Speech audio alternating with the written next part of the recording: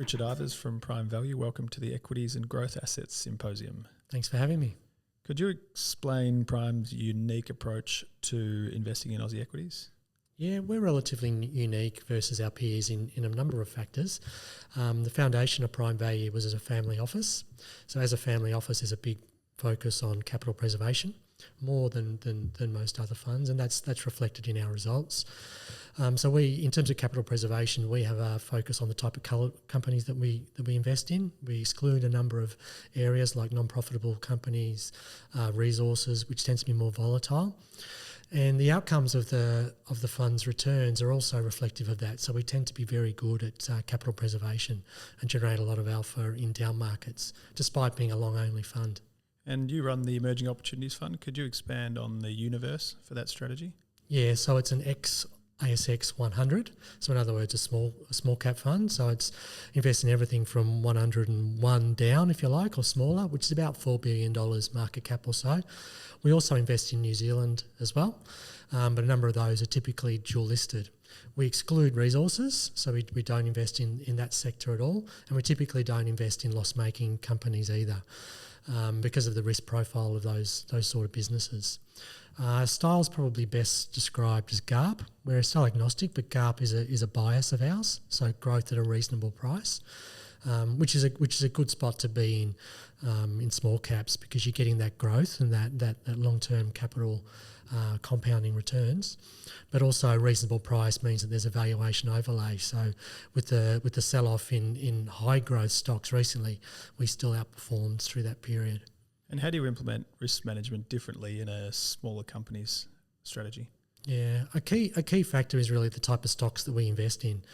So, very much focused on quality businesses where you have a high level of visibility on the earnings and where they'll be in 3 years' time.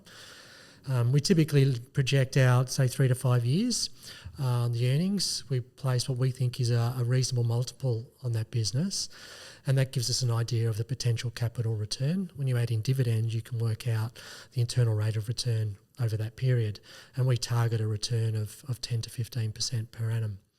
Then there's a number of other risk factors that we look at as well. So there's 8 key factors that we monitor. The things like our exposure to one sector of the market to ensure that there's not too much correlation risk. Something should happen to one sector that it hits the portfolio too hard. We look at the the proportion of the portfolio that has a market cap below 100 million. That gives you an indication of the liquidity of the portfolio. Another example within that 8 is that we put a quality rating next to every company in the portfolio between 0 and 10.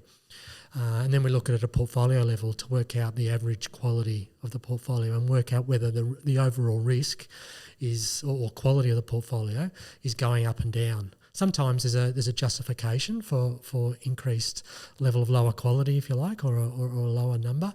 The downturn in 2020 with COVID was an illustration of that, with some lower quality but sustainable businesses that have real business models were particularly cheap and very, very attractive. But if there's a long-term depletion in the level of quality of the portfolio, that's something that we would look to address. And how important is position sizing within your portfolio? Yeah, that's another factor of risk as well. So typically the weightings are between 1% and 6%. We think below 1% is not really meaningful to the portfolio. And then above 6% is becoming potentially too large. We rarely go above 5%, but 6% is really an area when it gets above 6%, we start to look to trim it. And we actually do weight the portfolio different to many others in the market. So our benchmark is 8% per annum absolute, not an index. So we're completely agnostic as to the weightings of stocks within the index. We don't even look at the weightings of the index. We focus on what is the best opportunity from a risk and return emphasis. And typically the higher weightings are the ones that have the lower risk.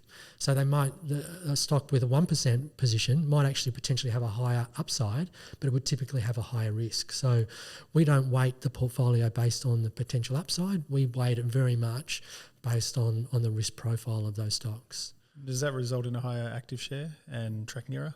Yeah, we have a very high tracking area, yes. One of the research houses in their sector report looked at all of the small cap funds, and we had the highest tracking area of any of the 40 funds that they look at. So absolutely, we're stock pickers, and we don't even look at the index weightings. We're focused on the returns that can be generated and the risk that's associated with those. Not just, the weighting of a stock within the index is relatively irrelevant to us. That just reflects the size and liquidity of a business, not actually the fundamentals and the investment outlook for a business. Can you expand on one of your highest conviction positions at the moment? One stock that I spoke about earlier today is and it's in the top 10 holdings, is Propel Funerals, which is one that I quite like because it's not very well known more broadly. So you won't see it mentioned in the media very often. It's by the name, it probably gives you a hint that it's Propel Funerals. It's in the funeral industry, which is probably one of the most unexciting areas you can think of. So, things like buy now, pay later gets a lot more focused than this. But this is a stock where death and taxes is the two certainties in life, and this is, they generate their revenues on the back of people dying. You've got an accelerating death rate, forecast by the ABS over the next 10 years. So it's gone from sort of 1% per annum to about 3% per annum, increasing number of deaths. So you've got an accelerating death rate. About a 1% change in the death rate has about a 3% impact on earnings. So that 2% increase in growth is actually quite a meaningful impact to earnings. And they have pricing power as well. So an environment where you have rising inflation, they have an ability to pass that price on to consumers. It's an emotional purchase. It's a purchase that is done with a focus on the outcome. It's a relatively cheap in the context of the offer that's provided, and it's typically paid for by the estate and not by the people who organise the funeral. They typically have a proportion of that estate. So, it's exhibited strong pricing power, and it's just restocked its balance sheet for a number of acquisitions too. So, you've got good organic growth and acquisitions that should accelerate it, and the price is pretty attractive too.